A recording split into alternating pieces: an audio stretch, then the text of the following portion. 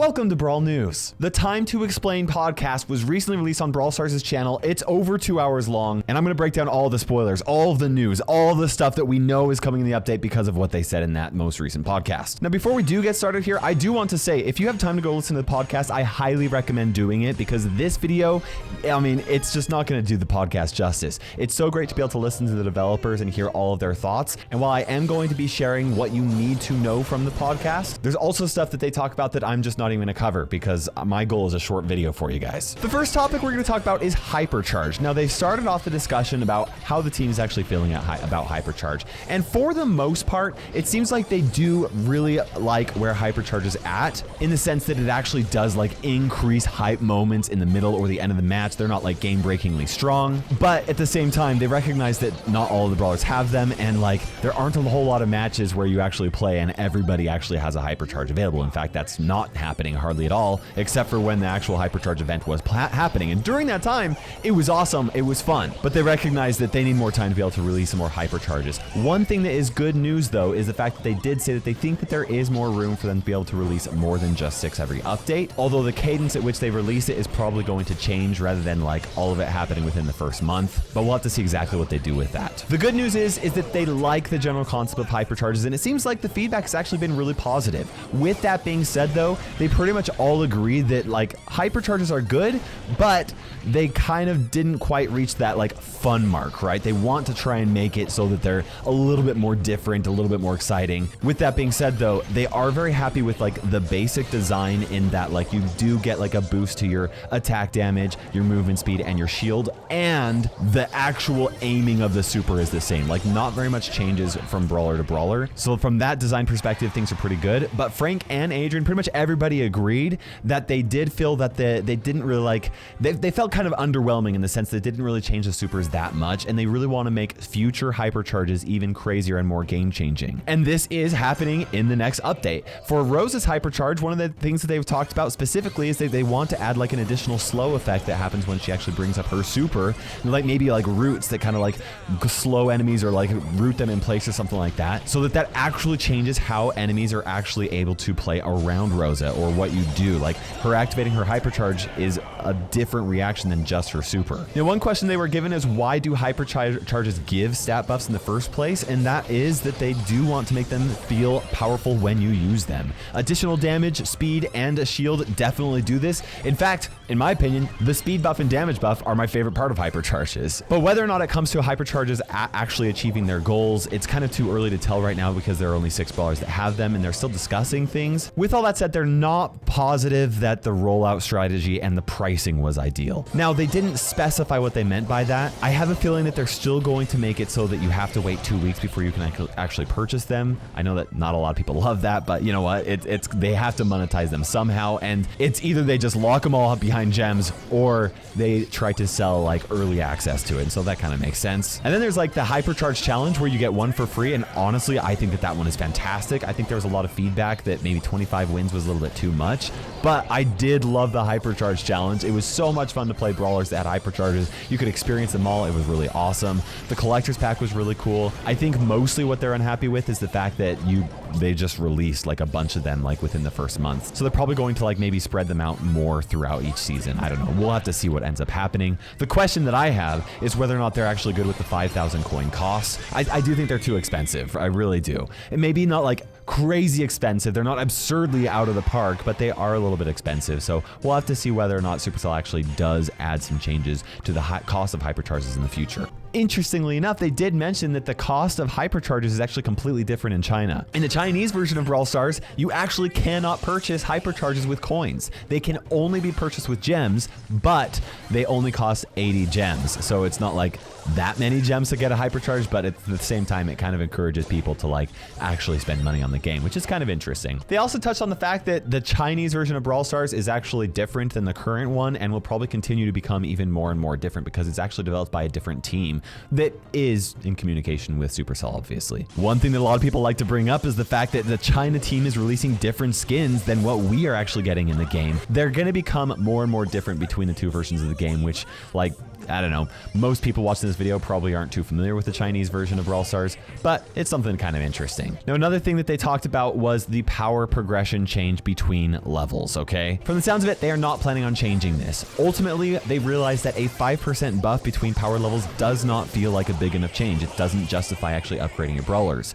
What's important is that when you upgrade a brawler, you should feel a difference before and after. And with 5% buffs between levels, it just was not the case. I'm not speaking from my own like personal opinion or anything like that. This is what they said, okay? Progression is a core pillar of Brawl Stars. In fact, progression is how the game actually makes the most money. And that's just a straight fact. And that's not something that they said specifically in the podcast, but Frank did touch on this in a previous tweet, maybe about a month ago. And because progression is a core pillar of the game, they need to make sure that the game actually rewards you for upgrading your brawlers. Now, my personal response, whether or not you agree with this change, I think you can at least see why they made the change, because there was just not a reason to upgrade from power 10 to power 11. There's like a little bit of a reason, but it didn't feel like a big difference. And now there is, and the thing is that if you're a hardcore player that has all of your brawlers maxed out, then this isn't going to change hardly anything for you. So I don't know, but the increased power difference between levels is not changing, it sounds like. Now, one thing Frank did mention is that they are planning on reworking Power League in some way. And well, I mean, they've already talked about this, but we have more details on that. Specifically, he did say that players selecting Power 1 brawlers to grief other players may not be an issue after they actually rework Power League, which is interesting. I don't know exactly what this means. There are two ways that I could see them doing this. Either they make it so that you just cannot play brawlers that are not upgraded to a certain point, or they just make it so that all brawlers are just completely maxed out in Power League and you can play whatever. I don't know if that's likely that they would actually do that. I think it's more likely that they'll just prevent players from playing a brawler that's like below Power 7 or something like that. Either way, I think we can agree that this is a good change. Now, in response to the removal of game modes, I have good news for you guys. They're adding 2 event slots back into the game. The whole thought process behind removing some of the event slots is that when Brawl Stars was first released globally, it had 6 event slots, right? And then they added a bunch of other things. They added Mapmaker, which has 2 slots. They added Club League, which has 2 slots. Even if you can only play 4 to 6 games, like that has an impact on how people play those slots. There's Power League, there's weekend events, there's special events, there's temporary game modes. And this has continually made matchmaking at high trophies slower and worse and slower and worse over time, every single time they add something like that. So by removing 2 of the event slots, their whole goal was to actually improve that matchmaking. And it did. Above 750 trophies, it improved the time by 20%. And the difference in trophies per match was lowered, meaning that matches were more fair. But under 750 trophies, it just resulted in people having less diversity, and it didn't improve things very much at all. So yes, they are adding 2 slots back into the event. In fact, by the time this video comes out, maybe soon after, it's going to happen pretty quickly, it sounds like. Gem Grab and Knockout are both going to be on 24/7. They will each have their own event slot, and then Heist and Hot Zone will rotate with each other. And this is going to make matchmaking longer and worse for players above 750 trophies. But I think that most people are going to be just fine with that. The pro players that are above there will have more event slots to be able to choose from, and the players below there will just have more variety, and that's exciting. And you know what? You can't blame them for really trying. At the same time, I'm really excited that those 2 event slots are coming back, because it just wasn't as good, I don't think. Brawl Stars made a decision regarding whether exclusive skins will be coming back. Even though the vote was in favor of releasing exclusive skins, there was so much feedback on the topic that they just did not feel comfortable re-releasing the skins as they were when they were first sold as exclusive, right? But they are planning on bringing back variations of those original skins. Some might be recolors, and it sounds like some of them might even be improved versions over the old ones. And Frank did say we might even see some pretty soon. Whether that's it's probably going to be like starting this next update. I don't think we can expect it before then. And that's honestly pretty cool. And honestly, this is probably the best way they could have handled the situation. And I'm really excited about it, because there are a lot of exclusive skins that are so cool that new players have no way of unlocking. And like, there are brawlers, like I love playing Carl, I love playing Griff on my free-to-play account, but even though I have Bling, there's just not a good skin for them. And so by bringing back some of these color variations of them, I will finally be able to have some good skins that I really like on those brawlers that I like to play a lot. And the OG owners will still be able to flex the originals and feel like they're even more exclusive in a cool way, which is really awesome. A lot of the discussion in the podcast was around Starr Drops, and this is interesting. Starr Drops ended up being the most successful update in the entire year in terms of improving player engagement and retention, which is so awesome, and we love seeing that. But at the same time, the team recognizes that it was one of the most controversial updates of the year. For max players, it really didn't add any excitement into the game, and while it did buff player progression, even if it's just by 2%, those are my numbers, even if it's just like a tiny bit for the most hyperactive players, the perception is that it did not do that. In fact, the perception is that people have less control, and it feels like you're getting less rewards because all those rewards aren't coming in like a big lump sum. Instead, they're just kind of being trickled throughout the day or throughout the whole season, little, day by day by day. Now, they did say that they do plan on tweaking some of the drop rates. In fact, they're going to be removing some of the power points from the Starr Drops and adding more coins to the Starr Drops so that you'll get less power points, more coins. It's a little bit more in line with like what people want. They want more coins and less power points, so that's really good. And they'll continue to try and tune other things. What those other things may be, they don't have specifics, but I did find that interesting. Now, Frank did mention the possibility of maybe even being able to get multiple items from a Starr Drop. And in the podcast, they kind of hinted at this like a few times, so we don't know for sure, but I think there's a good chance that there will be Starr Drops in the future where we are able to get not just like a one stack of coins or even just one, set of gadgets or bling or whatever, but maybe even some coins, some bling, maybe even a skin all in one Starr Drop. I don't know how that's going to work out, and I don't know if that's a spoiler or if it's just an idea that he mentioned, but they kind of hinted at it multiple times, so I feel like that is going to be happening.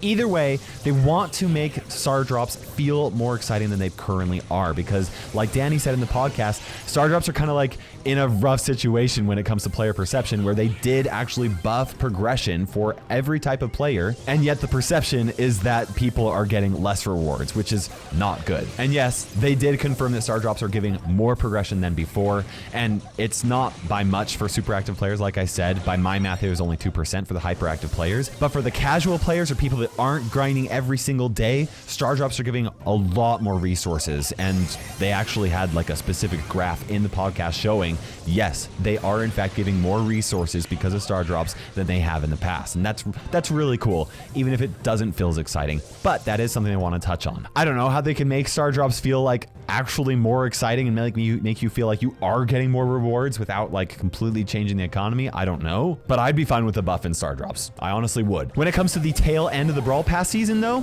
I don't think that is going to be changed. I don't think they're going to be buffing there. In fact, Frank pretty much said that they are just dead. And so like, I mean, that's what he said. So I don't think the end of the Brawl Pass season rewards are going to get changed hardly at all. It sounds like what they want to do is try and increase progression in other areas, specifically Club League, which I will be talking about. One thing they did say that they specifically want to improve with Starr Drops though is the fact that like when you open a Starr Drop, sometimes there's like this awkward waiting period before the Starr Drop actually opens. It seems like that's a bug, and that's not like intended. They want to try and improve that, so that's really nice. And they did hint toward an Omega Starr Drop. The name might be something different. They didn't even say Omega Starr Drop. They just said what they're going to be releasing might have Omega in it. Maybe it's an Omega Drop, maybe it's an Omega Star, I don't know. But they are planning on releasing something that allows a chance of getting a lot of Starr Drops in one go. We don't have a name for it, but for the sake of simplicity, I'm going to call this an Omega Starr Drop. They don't like Club League right now because it's confusing and it feels really grindy, and they want to improve Club League or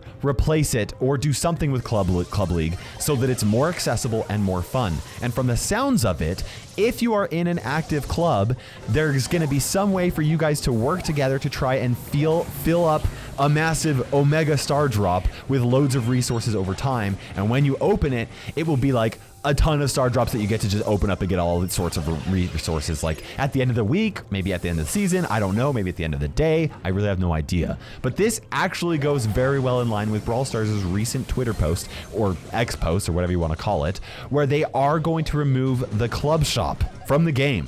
All club coins that you have on your account are going to be removed. They will be converted to coins and power points. 50% of them will be power points, 50% of them will be coins. If you want the most value possible, I recommend purchasing things PowerPoints. I've talked about this so many times in the past, but they're going to remove that. So that's interesting. And we'll have more information on that on the next Brawl Talk. So keep that in mind. One thing that I was very sad to hear about in this podcast was the fact that they are not planning on allowing Starr Drops to stack. This is very annoying for me, and I think they're missing out on a massive opportunity for content creators to be able to create content, and also for people to just like actually film a bunch. Like, I just think that I think it's a real miss, on my opinion, and honestly, it's really annoying for me to have to be able to film and record 3 times every single day, but whatever. I've talked about this in the past. I understand that I'm just not even a top 1 percentile type of player. Like, I'm a very unique situation, but I'm annoyed with that, so I've got to say that. But I don't know, maybe you guys don't care. It's fine. Whatever. Let's move on. At one point, they were asked if they are able to increase the amount of coins that we have in the game. From the sounds of it, they do want to find opportunities to increase coins in the right ways and at the right moment, but straight up buffing the end of season rewards is just not the right way to do it. At least not how they want to do it. Like I said, Frank said that the tail end of the reward of the Brawl Pass is dead. Their perspective here is that if you want to play a bit, just like a little bit, like a casual player, it's actually pretty easy to max out a few brawlers and focus on just playing those few brawlers. But it's not really fair to expect the game to give you every brawler and allow you to max out every brawler and give you every ability and for you to do it for free and to do it very fast. If you're going to be a hardcore player, like, you either need to just accept the fact that it's going to take you a long time to max out your account, or be willing to just invest back into the game to some level. I know that not everybody's able to do that, and I understand those frustrations, but you have to understand, like, this is a hard pill to swallow, but I think it's a fair perspective, because without generating additional revenue, they can't put a ton of money into esports. They can't do expensive, like, community things like the investor video. You guys remember the investor video? It was amazing. It was awesome. That was an incredibly expensive video to produce. They can't do things like that if their revenue is down. And honestly, they also need more revenue to just be able to invest a lot of money directly back into the game. Frank mentioned specifically many times that they are increasing their team size when it comes to adding new gameplay things. So the specific team size that they're working on increasing are people that will be working on new game modes, or releasing new brawlers, or adding new abilities like hypercharges, or improving gadgets and stuff like that. You know, the game has a lot of expenses, and, you know, like I said, tough pill to swallow, but that's just kind of what it is. They did a really good job at talking about it in a way that doesn't sound like they're like expecting you to just like spend money, but at the same time, they did mention if you want to have everything in the game, you either have to play for a long time, or you've got to be willing to spend some money. And, you know, this is the truth. The nice thing, though, is, and Frank mentioned this, is that most people are only playing 10 to 15 brawlers, and like, that's it. Not even the pro players play every brawler. Like, at most, they're playing maybe 20 brawlers. And the thing is that nobody has time to play every single brawler every single day, or even every brawler every season. You just don't. Especially now that quests give you like 3 options. Like, you get the idea. So for most players, the goal should be able to like max out a core set of 10 to 15 brawlers. And the nice thing, even free-to-play players can do that relatively quickly. I'm there on my free-to-play account, and it's not even a year old. Obviously, we would love everything. We would love it fast, and we would love it right now, and we would love it free, right? But when you consider Brawl Stars' progression right now, I think that it's actually in a really good spot, even for the complete free-to-play players. And I think that most people would actually agree with that, especially when you compare Brawl Stars to any other Supercell game, or like most competitive free-to-play, you know, mobile games. It's just, Brawl Stars is in a good place. Interesting news regarding PowerPoints and the cap. They are planning on removing the PowerPoint cap. Previously, it was capped at 4,000 PowerPoints.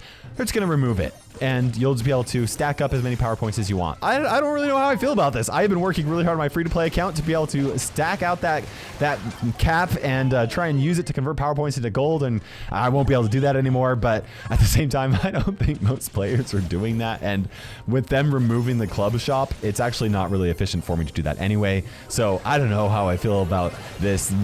My free-to-play account's progression system is gonna change, and that's interesting. But I do think them removing the cap is good. I think it makes a lot of sense. It's good game design, and I'm excited to see how that changes things. Now, you may recall that at one point, Brawl Stars said they were going to work on a new PvE mode. They later decided that what they wanted to do would take too much game development time for them to release it when they said they were going to release it. And during the podcast, they answered kind of like what their thought process behind that was. Well, the good news is they have not given up on it. In fact, they have a really awesome idea that they want to work on and they're really excited about, but there are idea would require a ton of work and a lot of content to make, and they want to do it, and it's not off the table, but it's probably not going to happen this year, and who knows, maybe it might not even happen next year. They didn't say that specifically, but it sounds like for them to make something really truly awesome that people want to play over and over and over again, they really need to take the time to make it awesome. So we'll see when that happens, but no news for it right now. Let's circle back to Power League and talk about some of the things that they want to do to improve on it. And they didn't specify what they're going to do, but they did specify the issues that they want to fix. First of all,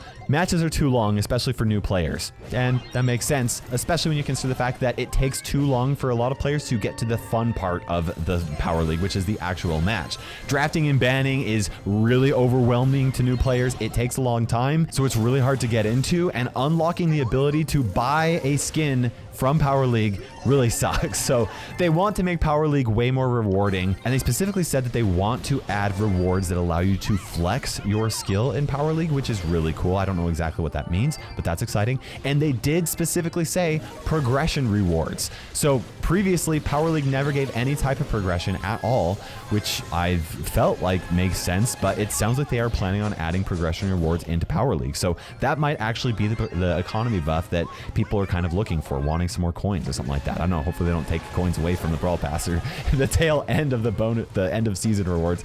I don't know. We'll see. As to how they are going to actually improve all these things, we don't have specifics, but it is exciting to see that they are planning on making Power League more accessible and, more importantly, more rewarding. One thing I found interesting in their discussion is that they are planning on changing how they do updates. In the past, what they've typically tried to do is release 2 big things each update.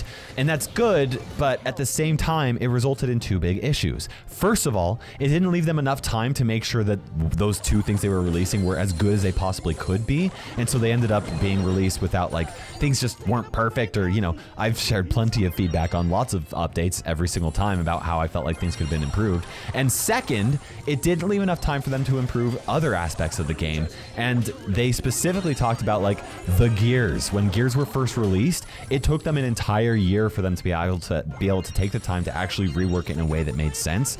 And gears weren't released in a great state when they were first released that people liked, obviously. So they've decided to actually shift their perspective to focus on just one big thing each update, so that they can make it as good as possible, and so that they can also improve a lot of other random small things each update as well. So that's really nice. Hopefully we'll be able to continue getting some nice quality of life improvements. And honestly, I really like this shift in their thinking. In the podcast, they were asked if there is a pity system in Starr Drops. And yes, apparently there is a pity system in Starr Drops. They didn't want to go into specific details, but they do have something in place to make sure that you are guaranteed a legendary Starr Drop after a certain period of time. So that's pretty cool. One other question was asked, why was the investor video removed from YouTube? Now, Danny was very clear this has nothing to do with Brawl Stars lore or anything like that. It's just that when it comes to releasing like massive projects like this that have a lot of hands in the development of it, it costs a lot of money to actually be able to purchase those rights. And every single time something like that happens, and the bigger it is,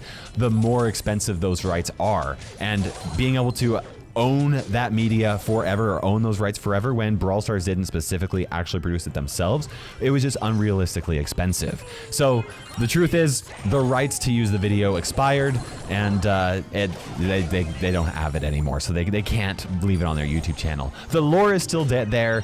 I myself can actually still use those videos and share it, and it's still a part of Brawl Stars history, but they just no longer have the rights to the video. So that's kind of interesting. It's kind of a boring answer, but at the same time, like, that's life for you. Like I said, the podcast was really great. If you have the time to listen to it, I highly recommend doing so. It's right over on the Brawl Stars YouTube channel. But that's all I'm going to cover in this video. And I did try to include all the spoilers in there for you guys. Make sure you subscribe for future Brawl news and check out my other videos right here.